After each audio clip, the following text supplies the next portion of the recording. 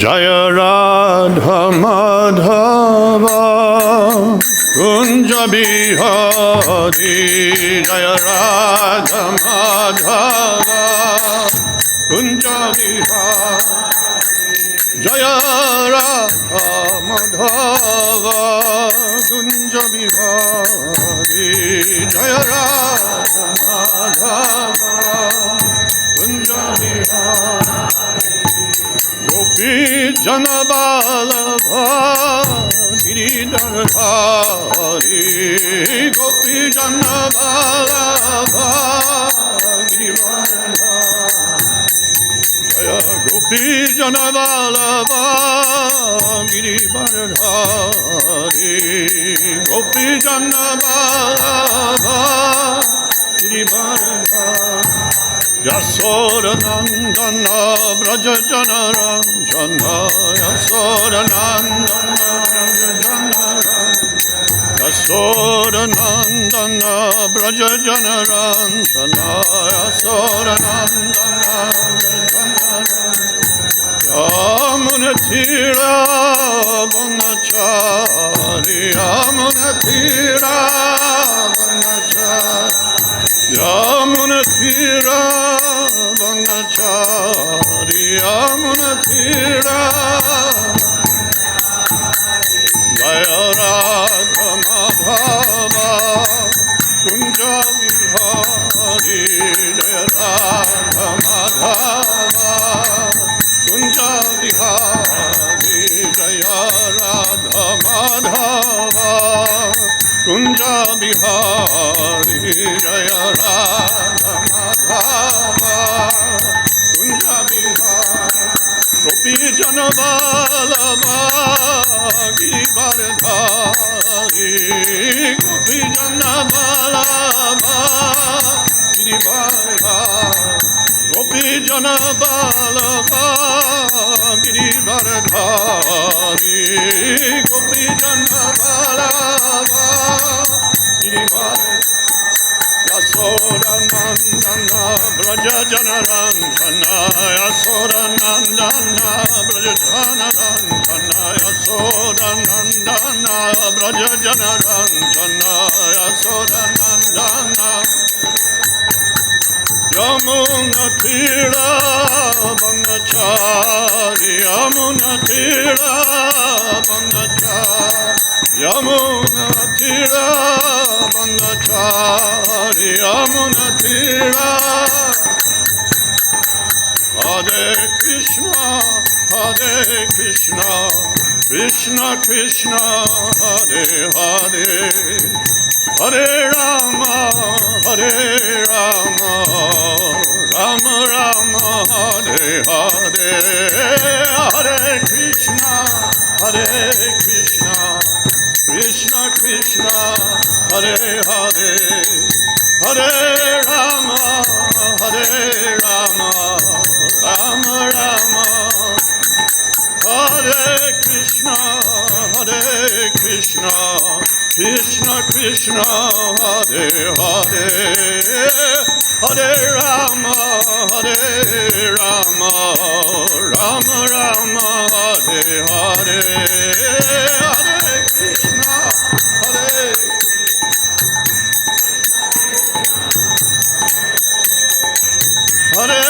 Rama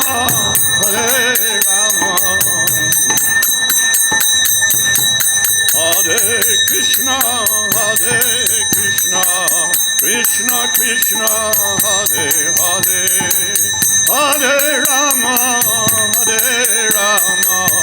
Rama Rama Hare Hare Hare Krishna Krishna Krishna Hare Hare Hare Rama Rama Rama Hare Hare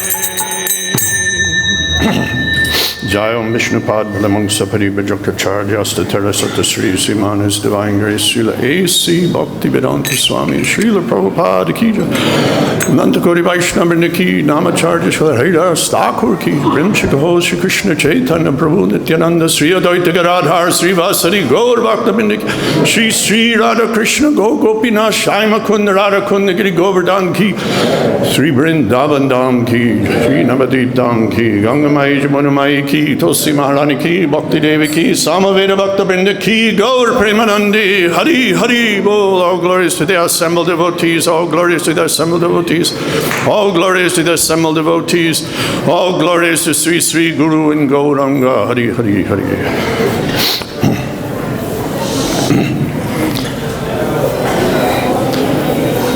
So today I was asked to speak something, and I first want to beg your forgiveness for sitting in front of you on a higher seat. Amongst you are many great devotees, senior devotees who are sannyasi, many dedicated brahmacharis, some of my god sisters and matas who have dedicated their lives to distributing Srila Prabhupada's books and serving the Lord faithfully, and even many noble people who are just coming to Krishna consciousness. All of you, please give me your blessings. If I have any qualifications, it's just that I'm still here after 53 years. Although I struggle in every way, but being the disciple of Srila Prabhupada, I'm obligated to speak something. The particular subject matters today, there are two, and they're symbiotic. One is that we're reading from 10th Canto, which I really find quite humorous to ask me to speak something from 10th Canto, or any of us really, to read 10th Canto. But we'll read it for our own purification, although I doubt that I'll illuminate much. At the same time, it's the disappearance day of Srila Madhavendra Puri. So Srila Madhavendra Puri, as many of you scholarly devotees know better than me, he is really the seed, the new seed in our line. Our line comes out of Madhvacharya, the Brahma Sampradaya.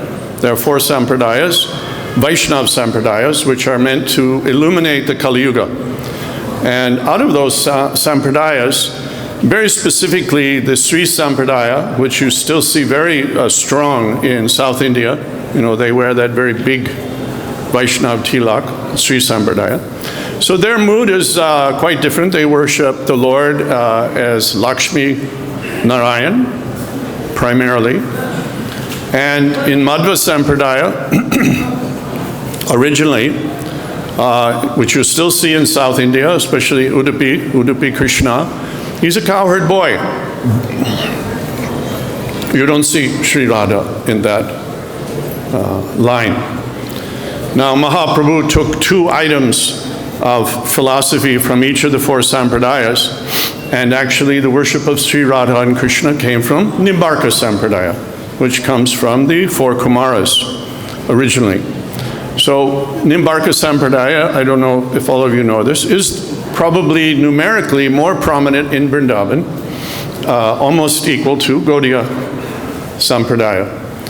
But they also primarily do accept Lord Chaitanya Mahaprabhu, and they gave the idea of worship of Sri Radha and Krishna. Lord Chaitanya took that Madhurya Leela from Nimbarka Sampradaya. So they're very much close cousins to us, and they're very prominent in Vrindavan, as are the Gaudiyas, of course. Srila Bhaktivinoda Thakur, he made a prediction that as Kali Yuga progresses, all these 4 Sampradayas will eventually come together under the banner of Mahaprabhu. And we see this slowly happening. Of course, Nimbarkas are already very, very close, and they do accept Mahaprabhu. Even I've noticed that in Madhva, because I spend a lot of time in Udupi area, and a lot of interaction I've had with the different Madhva sannyasis and the various Mat leaders, especially I used to spend a little time with very saintly, extraordinarily saintly sannyasi who was known as Pejawar Swami. He's now passed on, but he was known as Pejawar Swami because he was head of the Pejawar Mat. He was a Naishtika brahmachari. He ate one handful of food a day. He probably weighed 80 pounds or maybe 90 pounds. And not only he was the head of the Mat, which was an extraordinarily wealthy Mat. This is going back to Madhvacharya. These Mats have been established. And that Mat had so much lands and temples and so much opulence. And in one of the guest houses that Mat owned, Sri Pejawar Swami would live not in a room, not in a palatial apartment. He lived in the lobby. He slept on a rope bed, a charpoi, in the lobby. There were no darshan hours. He was never alone, period.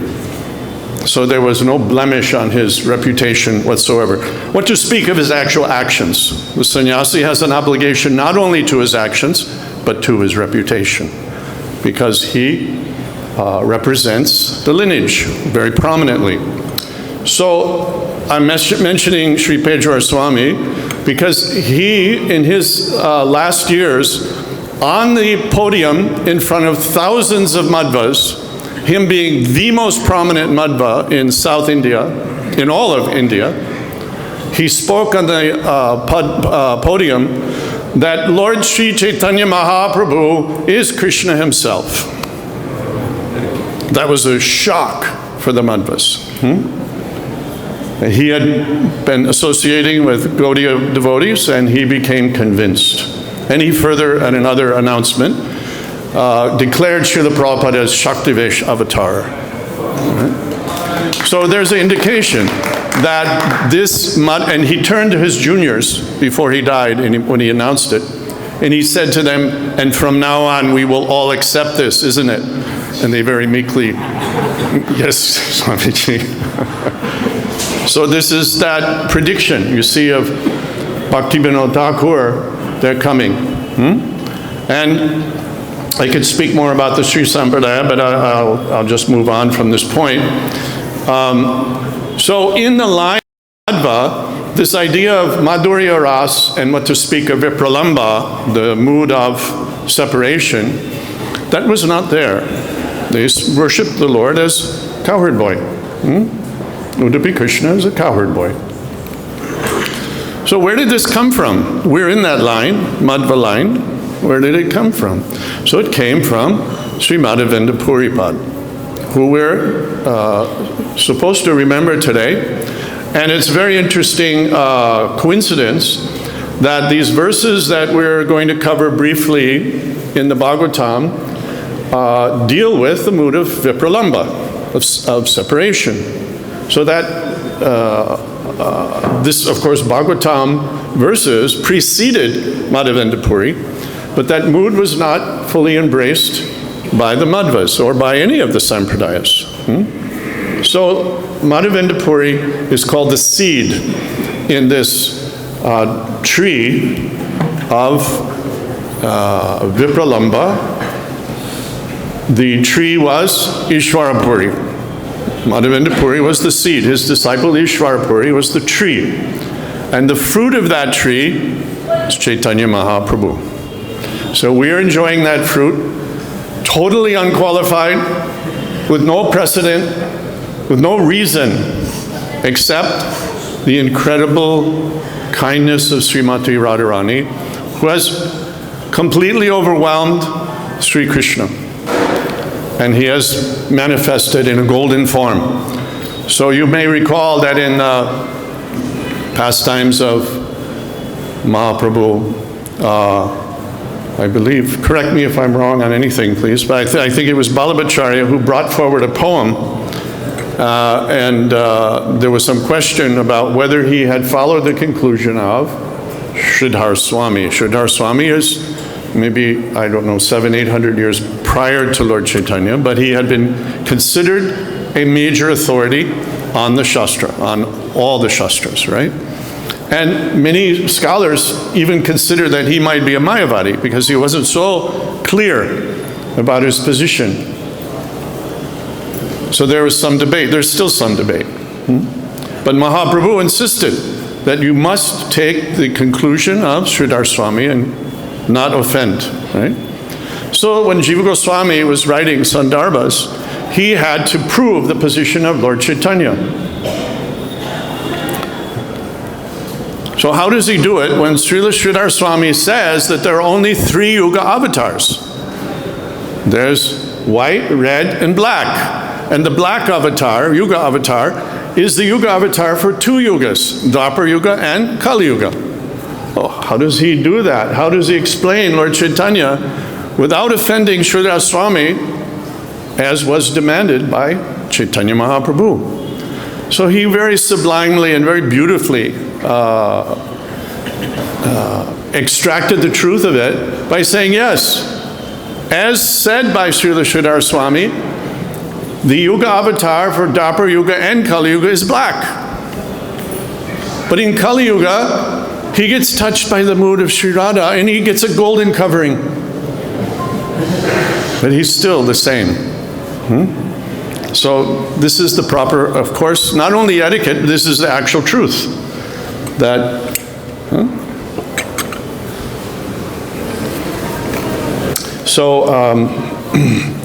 we'll just read, I'm not going to have much to say, although probably I'll say too much as it is, because these are subjects that are far above me. Maybe there's some of you that it's not far above, but I somewhat doubt that. The 10th canto is a very, very high level, and if we can just realize that we are not this body and we're actually the eternal servant of Krishna, if we can just achieve that in this life, that will be a great thing. And that's far, far away from Madhurya Leela. And even in Madhurya Leela, to actually achieve the understanding of Vipralamba, the mood of separation, is another far, far distance. But for our own purification, for the glorification of the Lord, and to further glorify the importance of Madhavendra Puri, we will read these 6 verses, I think? Yeah, 7. We'll need someone who's good with Sanskrit. I kind of stumble through. I'm not terrible, but not good also. There's so many verses. Just for the English. Just for the English. Okay, what verse is it then?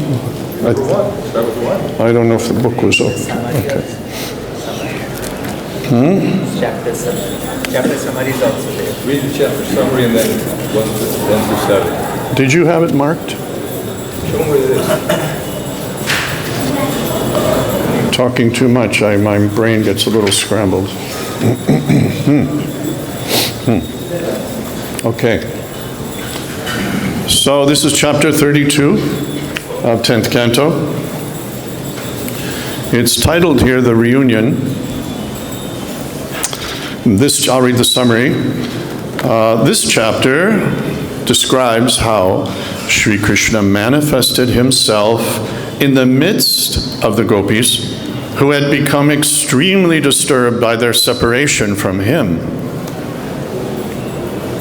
After he consoled them, they expressed to him their deep feelings of ecstasy. The gopis, having shown in various ways their great eagerness to see Krishna, the attractor of Cupid, he appeared before them wearing silken yellow garments and a beautiful flower garland. Some of the gopis, overwhelmed with ecstasy at seeing him, grasped his hands. Others placed his arm on their shoulders, and others accepted the remnants of betel nut he had chewed. Thus they served him. One gopi, impelled by loving anger towards Krishna, bit her lip and looked askance at him. Because the gopis were so attached to Krishna, they were not satiated even by continuously gazing at him. One of them then placed Krishna within her heart, closed her eyes, and embracing him within herself again and again, became absorbed in transcendental bliss, just like a yogi. In this way, the pain the gopis had felt because of separation from the Lord was dispelled. Next, Lord Krishna went to the bank of the Yamuna in the company of the cowherd girls, his internal potencies. The gopis then made a seat for Krishna out of their shawls, and after he had sat down, they enjoyed with him by gesturing amorously. The gopis still felt hurt that Krishna had disappeared, so he explained to them why he had done so. He further told them that he had come under the exclusive control of their loving devotion and would ever remain indebted to them. So you want me to just read the English, huh? So I'll read the first 7 verses.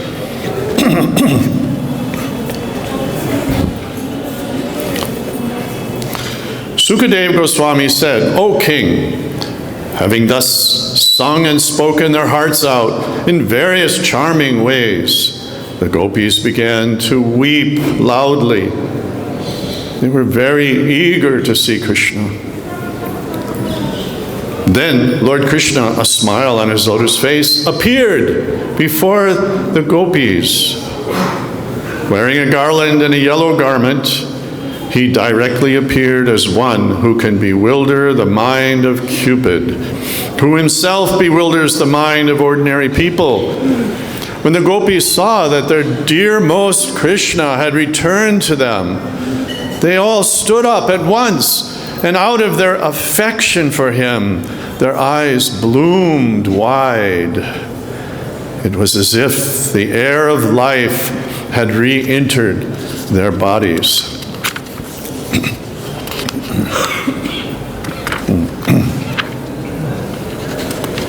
Sorry, one page sticking. Must be a new book. One gopi joyfully took Krishna's hand between her folded palms, and another placed his arm, anointed with sandalwood paste, on her shoulder.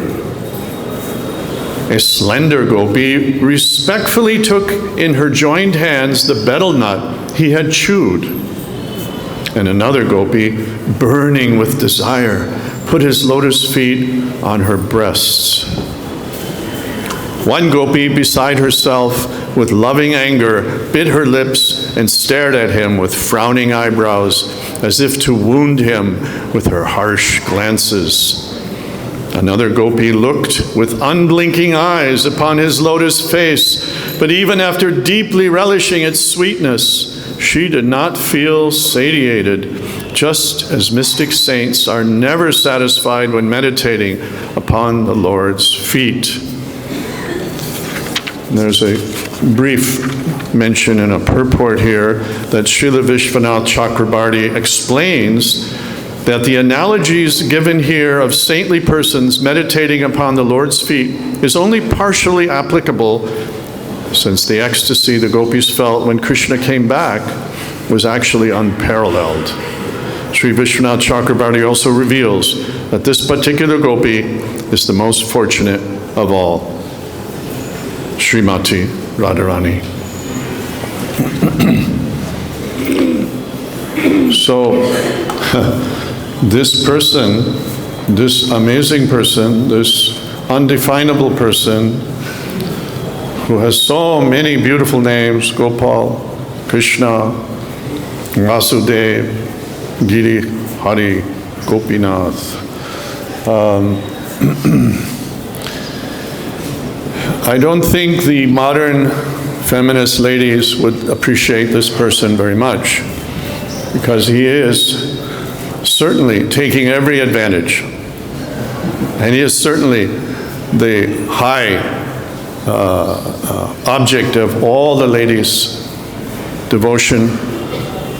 And of course, he's a very powerful person. Even the demons are fully destroyed by him. But when the boss shows up, he goes running with tears in his eyes. That's boss's mother, Yasoda. So he has all types of characteristics. But these particular characteristics, how beautiful he is for the gopis, in the gopis' hearts and in their eyes, and how they're completely entranced and hypnotized by him, create great pain in their hearts when he separates, when he disappears. And he does this regularly, even though he promises that he'll never leave them, even though he declares how much he is owned by their love. Somehow he still displays his detachment and disappears again. So they're forever in and out of the mood of and feeling great pain in his separation. Srila Madhavendra Puri, he was an incredible devotee who understood and was absorbed in the mood of Madhurya Leela and moreover Vipralamba. And he brought this realization to our line. Srila Madhavendra Puri was always reciting a verse, and he was quoting Sri Chaitanya Mahaprabhu, Srimati Radharani. Later, when Sri Chaitanya Mahaprabhu described the glories of Sri Madhavendra Puri to Lord Nityananda and other devotees, and he started to recite this verse, which was always on the lips of Madhavendra Puri, Lord Chaitanya could not utter more than 2 words without falling on the ground and rolling and crying in ecstasy and showing all types of bodily symptoms that he could not hold. The Mahaprabhu could not hold the love of Srimati Radharani, even though he was Krishna himself. When he was possessed by the mood of Sri Radha, his body came apart, the joints dislocated. The body could not hold that powerful love. He was so much afflicted by this powerful love of Sri Radha, and especially in separation. So when Mahaprabhu recited this verse, I'll try to do justice to the verse. Aidina dayadra nata he, mathura nata kada volokya se, hridayam tvadaloka kataram, daita brahm yatikim karom yaham. So that verse is 197 here. That is, O my Lord, O most merciful Master, O Master of Mathura. When she says Master of Mathura, that means he's left. He's gone from Braj. He's gone to Mathura. So she's lamenting. That's the inference by calling him Master of Mathura. Mathura Nath. When shall I see you again? Because of my not seeing you, my agitated heart has become unsteady. O most beloved one, what shall I do now? So this is the essence of Vipralamba. This was the verse that was always resonating in the heart and on the lips of Sri Madhavendra Puri. And this mood infected our sampradaya with this most elevated experience, most elevated mood of devotion through the tree of Ishvarapuri, from the seed of Madhavendra Puri. So Madhavendra Puri was a great sannyasi. He did not have a servant.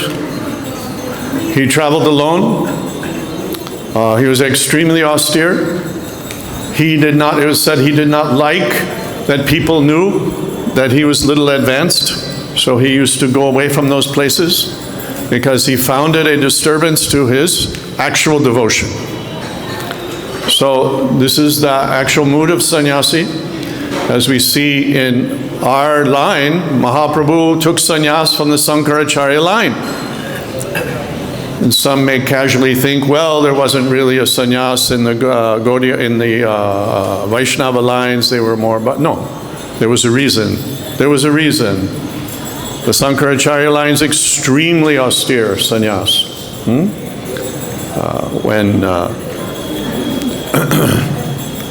So when Sankaracharya was once meditating on the bank of the river, there was a lady, she was bathing nearby, and her child got caught up by a crocodile.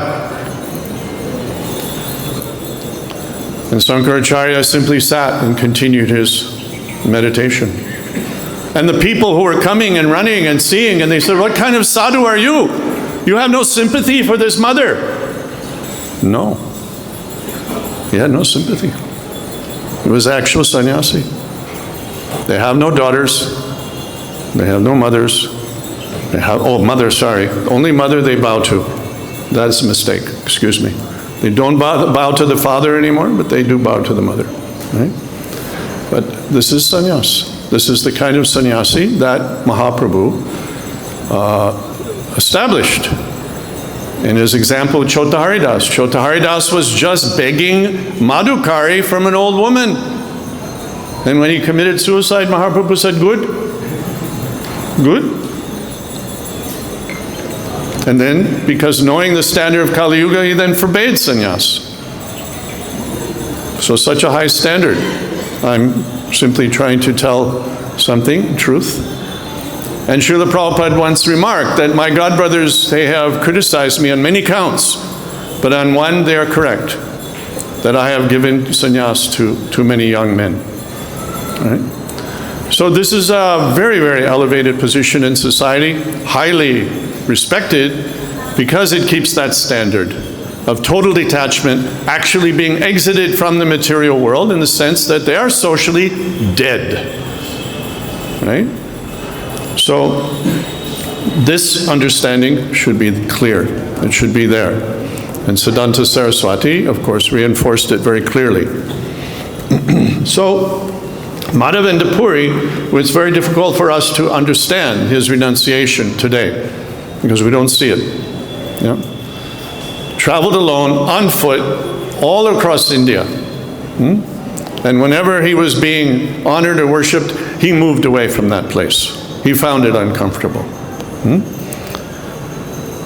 And 3 times, although the Lord was always in his heart, always playing his Leela in his heart, Madhavendra Puri, like all the Uttamadhikaris, their feet are in Goloka Vrindavan. But 3 times the Lord requested Madhavendra Puri to do some special service for him. He personally came. Do you know those 3 times? Anyone can say? When is the first time?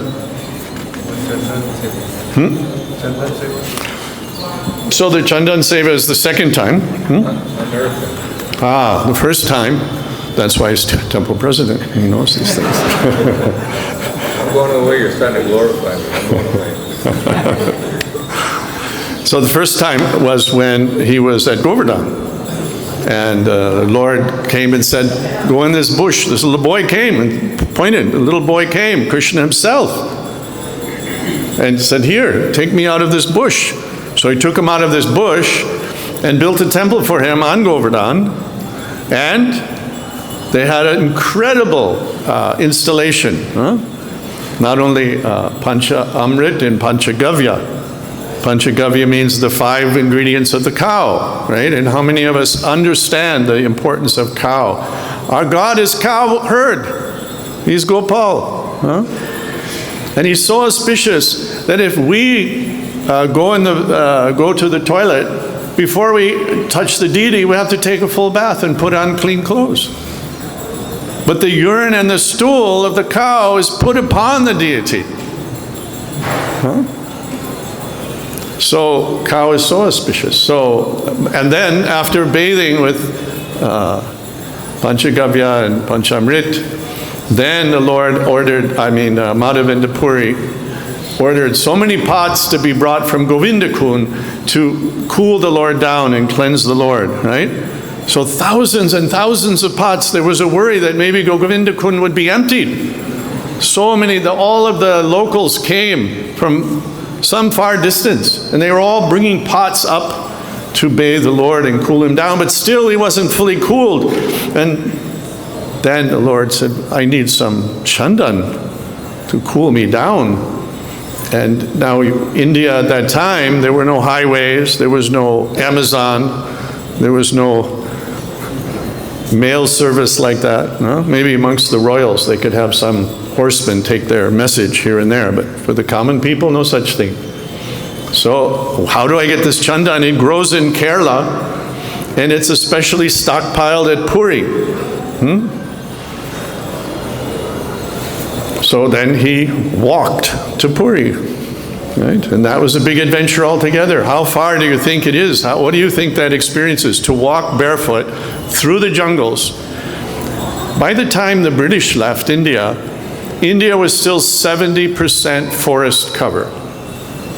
Today it's about 14%. So, we blame the British for a lot of things, but don't blame them for that. It was the Indians who did it. They cut the forest like crazy. And there were hundreds and thousands of tigers, bears, cobras. These forests were really, really frightening places to walk alone. He walked alone. And then, of course, arriving at Puri, his reputation had preceded him because he's always surrounded by the halo of the Lord's love and appreciation. The devotees who are real devotees, they can immediately see that. Just like at the assembly of Naimisharanya, when Sukadev Goswami came running in, young boy, these are all old sadhus, old rishis, big beards, long hair, with huge experience, great learning. They were constantly seeing the truth of the universe. And a little boy, a young boy runs in, 16 years old, completely naked. And they all stood up. They all stood up. Would that happen in ISKCON? Would we have those eyes? Huh? So we can understand our place as compared to these great saintly persons. They could see immediately who was a devotee and who was not a devotee. It's the nature of a Madhyamadikari that he can actually begin to discriminate who is a devotee and who is not a devotee. The Kanista Adhikari cannot see. He thinks, oh, he has a big stick, everybody's following him, he must be an advanced devotee. That's the only way they can tell. They don't know. They have no idea. And we see outside of ISKCON, occasionally in ISKCON, some bogus fellow will sit on the asana, mostly outside of ISKCON, and he'll have, like, what's his name down in Whitefield, Sai Baba with the big fuzzy head. He had 50 million disciples. 50 million disciples. Only, yeah. And now we have Sadguru, who's really sad guru, who makes everybody ultimately sad. Although he's very clever. He is very, very clever. But we've had such clever men before. Some of them become politicians and cheat us. Some of them become businessmen and make a nice marketing campaign to destroy our life. Such cheaters are there. And by his foolishness, so many people follow. Because why? They want something, they want some spiritual connection, but they're so kanista, they cannot tell who is actually authorized and who actually has some knowledge. And we should be careful of that characteristic in us. So, Madhavendra Puri, when he arrived at Nilachala in Jagannath Puri, many of the people immediately knew. Some had heard in advance that there's some great personality who glows with love of Krishna, who radiates love of Krishna, and who hides away from the masses. His name is Madhavendra Puri. So when he stepped into Nilachala, everybody was, aware, either by directly knowing or by telling the others. This is a great Vaishnava. So they're immediately eager to help him serve Gopal. And of course, on the way down, another wonderful pastime had happened. What was that pastime? At Ramuna, right? At Ramuna, have any of you been to, let's see hands, how many have been to Ramuna?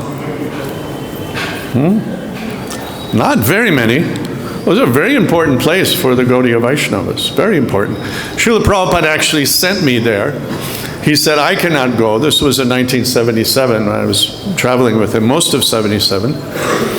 He said, I cannot go, but you go for me. He said, take your wife and go and taste the kheer for me. Right? So I went on that order. And many times afterwards I went. So if you haven't tasted that stolen kheer, that booty of the great thief, Gopinath, then you haven't fully lived. That kheer is something amazing. Those of you who have been there know that. Something amazing. And in those days, back in the 70s, it wasn't so developed, so built up. It was a very simple, dusty village with a few cows roaming around, old temple. And but the Brahmins there, later I came with a group of brahmacharis from my temple. I was at the time Miami temple president. Sorry, this was before, actually. What am I saying? This was before Prabhupada had ordered me to go. And they were, rough, tough brahmacharis, American book distributors. They thought they could, handle, young men could handle anything. And the Brahmins saw them coming, the pujaris, and they thought, we'll see. And they started bringing pots of kheer, and pots of kheer, and pots of kheer, until those boys were all laying down devastated, completely defeated. So Gopinath is a very marvelous Lord. Even my daughter, as she was growing up, she had a tendency to dance. And so she came when I was in India, and she said, I want to spend a few years learning Odissi dance. And I want to dance for Gopinath. So she took a guru who was coming directly from Kelachru Mohapatra. Some of you may know who that is. And she studied very hard for a few years. Her feet were bruised and bloody. And finally her Rangatam came, where she does her first dance in a public place. And we went to the Guruji's home village, which was Ramuna. And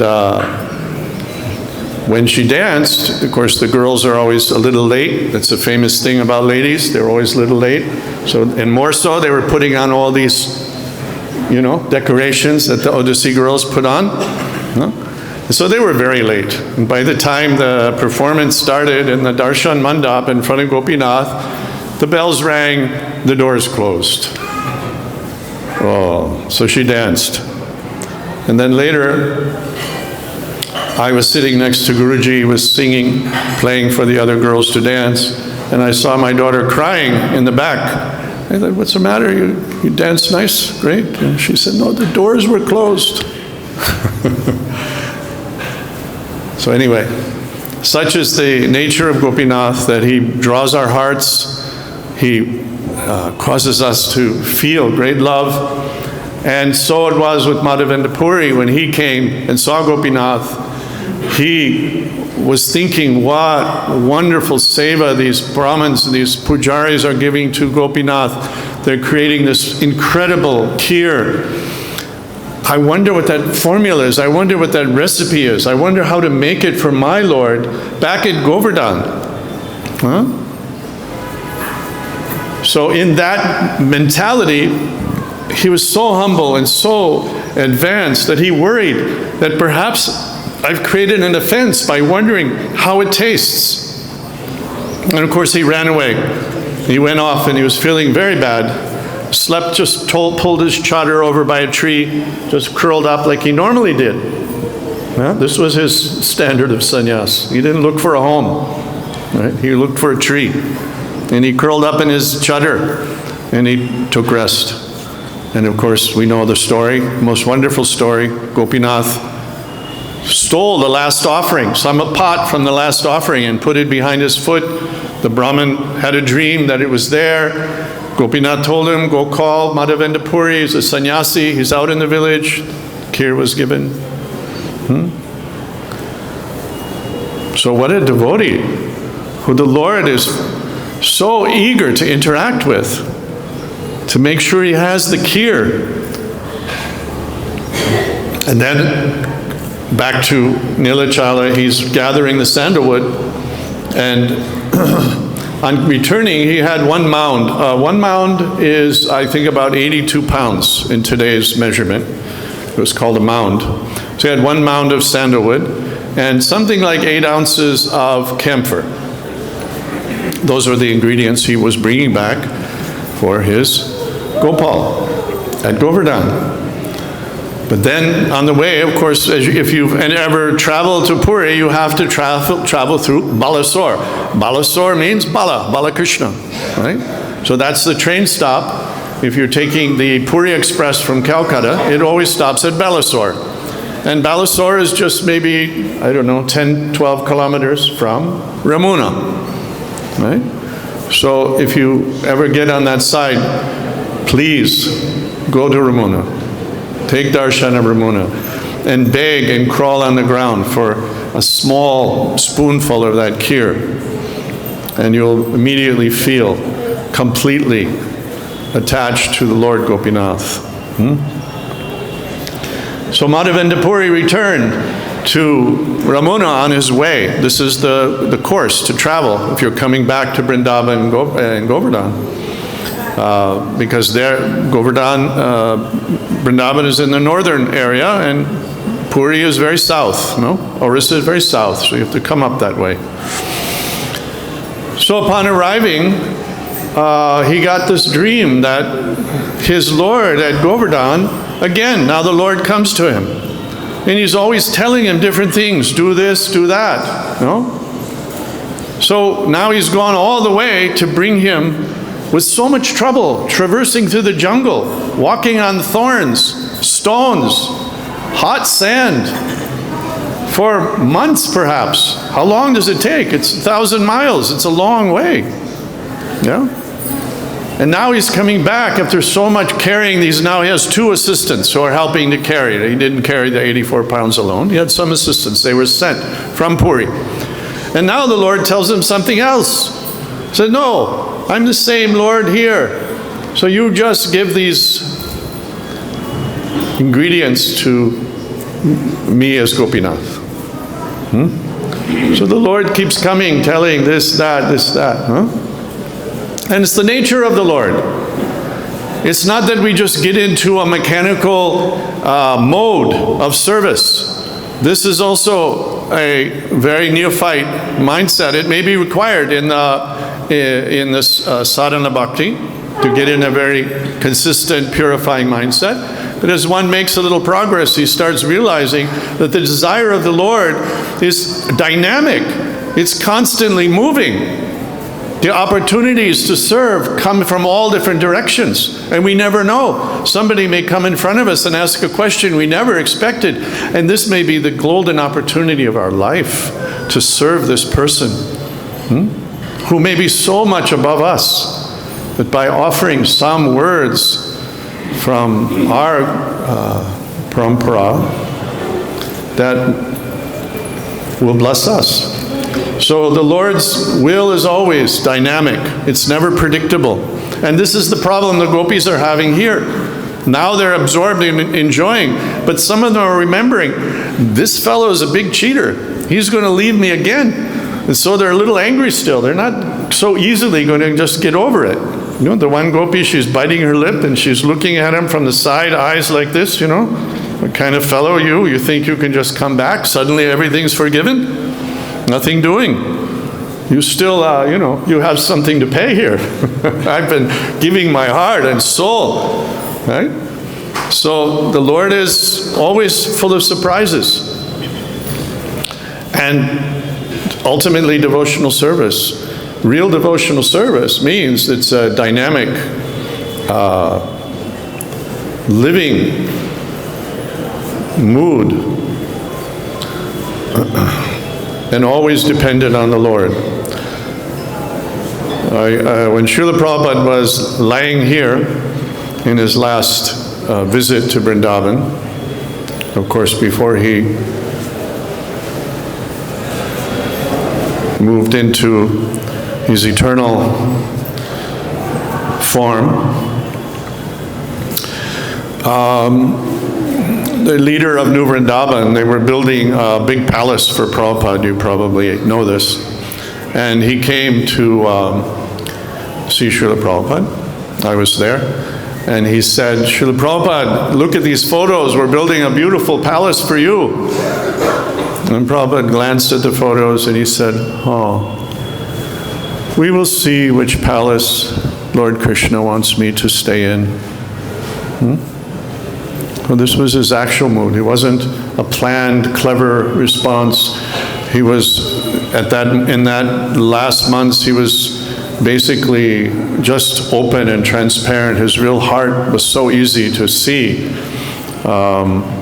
When he sat on the Vyasasan to represent the Sampradaya to so many neophyte and even less than neophyte devotees, naturally formality, some covering of his actual transcendental mood. Although he displayed the mood of a loyal servant, constantly engaged in the service of the Lord, in those last months, sometimes the actual feeling in his heart was not covered. So he said, we will see which palace the Lord wants me to stay in. And this is the actual mood, totally dependent on the Lord.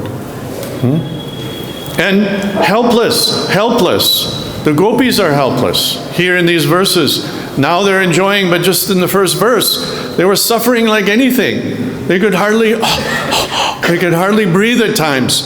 Sometimes the heart is not keeping a rhythm. We're not sure if we're going to live. We may fall on the ground. Lord Chaitanya displayed these characteristics.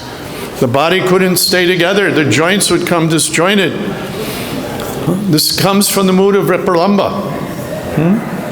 It's the most powerful, devastating, life-threatening, practically, mood of devotion.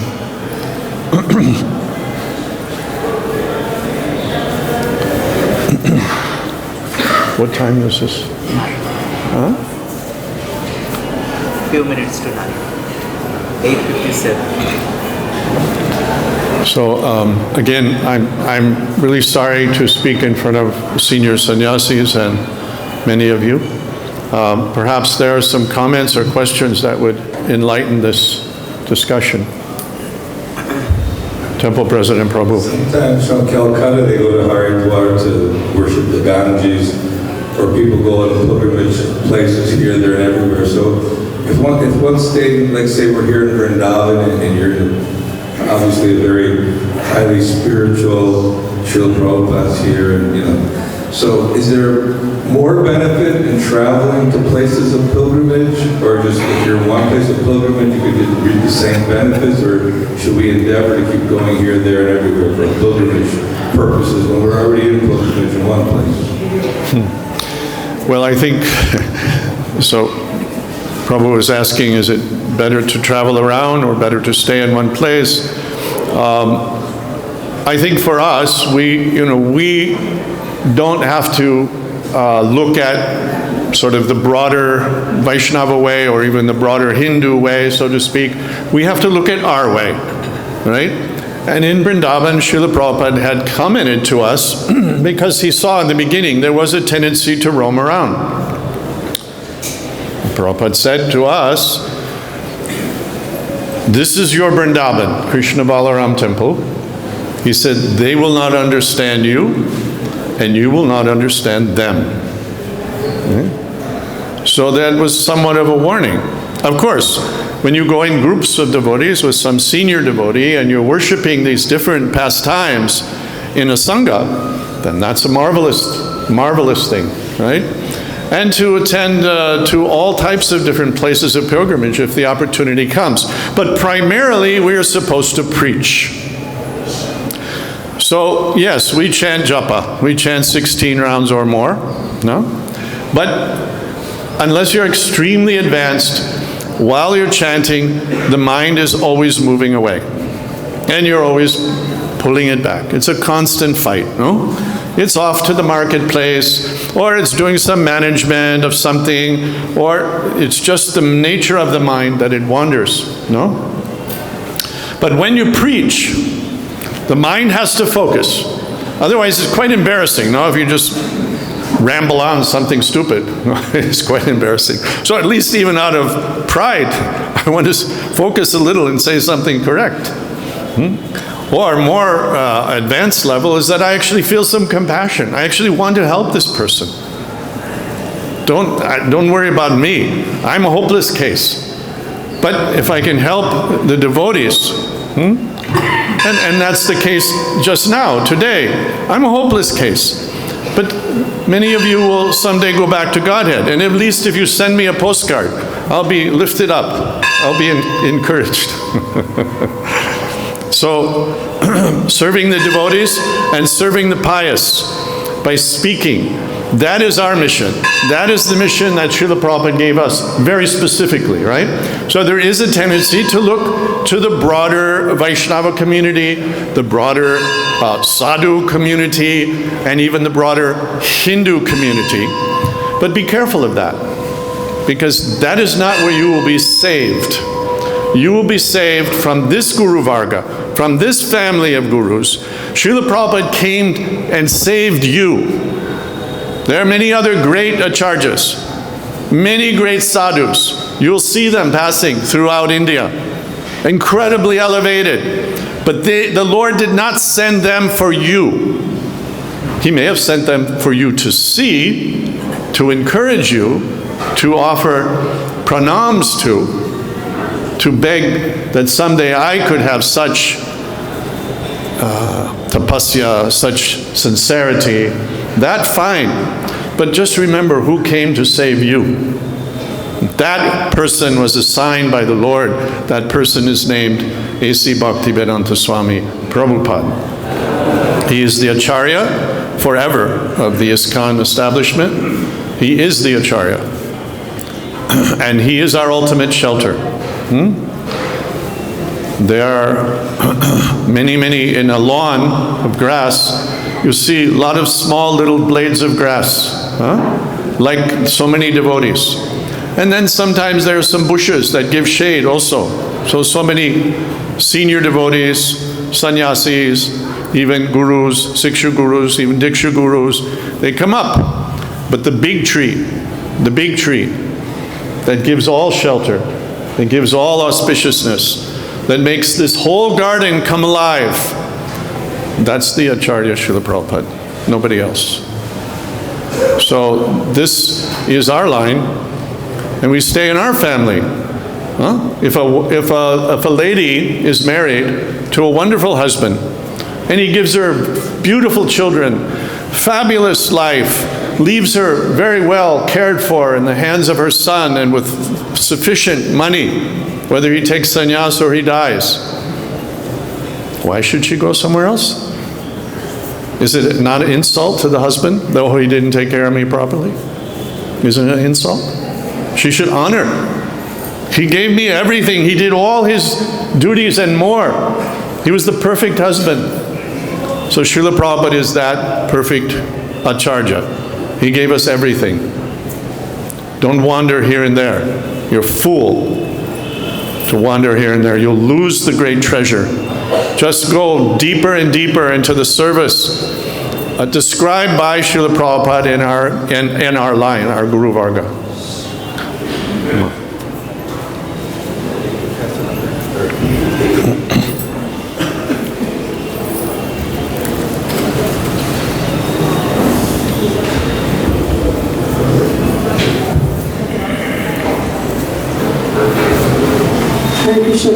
It's so nice to hear your class again. Prabhuji, there's been something that's been observed, and especially in Vrindavan, and I asked Maharaj this question as well, that there is such open availability of so much else outside of ISKCON as well, like the different sampradayas or different temples and different lineages, etc. And I see one of my close friends who was a very staunch devotee, disciple of Srila Prabhupada's disciple, and she's left ISKCON because of going to another place. And then I've seen another person in these cases, I've seen another one friend, she just took one Mataji to hear one particular very well kind of respected devotee, and then she decided to leave her guru and go there. So, Prabhuji, is there something you could just say as a word of caution? And in Mangalarti, Maharaj used to announce this a lot, don't go listening to classes other places. Apart from other places in the world, Vrindavan happens to be a place where you could just go and nobody would even notice it. So you know this story, true story, that Srila Prabhupada, one disciple came, he had gone away, and he came back to see Srila Prabhupada. And he said, Srila Prabhupada, will you bless me? I've taken another guru. Did he bless him? He blasted him. Right? He said, you can go to hell. Right? Because it's the greatest insult. Prabhupada performed so much austerity. His heart was so perfect. He traveled across the ocean having heart attacks in a steamer. Do you know what it's like to travel in a steamer? It's not a luxury boat. The whole day you hear the motor clanging and banging through the iron walls and panels. Bum, bum, bum, bum, bum, bum, bum, bum, bum, bum. There's no air conditioning. The sea is rocking. You're an old man with no money, no idea where you're going. He did all this for you. For you. And then he came and worked so hard and lived in the worst part of the worst country. And then he did such marvelous books. Who could imagine to write so many books? Working at night when he should have been resting his old body. Risking everything. And you're going to just look for some glamour guru? What the hell? Really, what the hell? What kind of person are you? Do you have no real heart? This person saved you. He gave you everything. He didn't need to come here. He was living in sadhu heaven, in Radha Damodar. He was beloved by the great devotees of this town, by the Bajbasis. He was in saints' heaven. Why would he want to leave? But out of love and compassion for you. What kind of person are you? Please don't associate with such persons. This is not going to help you in any way, nor can you help them. No, I'm not associating. I'm just saying that it's really sad that these devotees, you come a certain point because of Prabhupada, like you explained, and then you just decide to, okay, I can find something better and just leave. I mean, so, I wonder how Prabhupada feels about that. Look, many people come because of the momentum of the crowd. You know, in a ball game or in a concert, the whole crowd roars together. They feel a common excitement. Or some senior devotee has a lot of charisma and he pulls so many people with him. There will always be the wheat and the chaff. You know what is the wheat and the chaff? The wheat is the actual substance, the actual food. The chaff is the leftover. No? So we don't expect everyone to come. Srila Prabhupada said when you sell diamonds, you don't expect that everyone will come. In fact, you know, there is a lot of excessive growth in our society. I personally heard Srila Prabhupada say in 1977, no more growth, no more growth. Yes, in this room, right here. And that wasn't publicized. Because that's all we knew was growth. We were so much in Rajagun, we didn't know anything else but growth. We couldn't sit down and start chanting, more rounds or quality rounds. We had to just keep banging the drum and selling the books. That's all we knew how to do. Not that that's a bad thing, it's a wonderful thing. But Prabhupada was concerned that he knew that the power of this mantra, the power of this movement would attract many people, but he was concerned that the leadership could not handle so much chaff, because with wheat comes chaff. So that will be there. We pray for them, and certainly they're all, even the chaff, are greater than me. But we should realize this is a fact. 3 types of criticism are auspicious. We often hear that one should never speak negative, right? And that's taken to a fanatic level. Srila Bhaktivinoda Thakur describes 3 types of criticism which are auspicious. 1, when it's criticism to correct and help the person who's at fault. 2, when it's criticism to help a follower or someone who may be influenced to go in the wrong way. And 3, when it's within ourselves, we realize, we criticize that this is wrong, I should not follow that example. These are 3 types.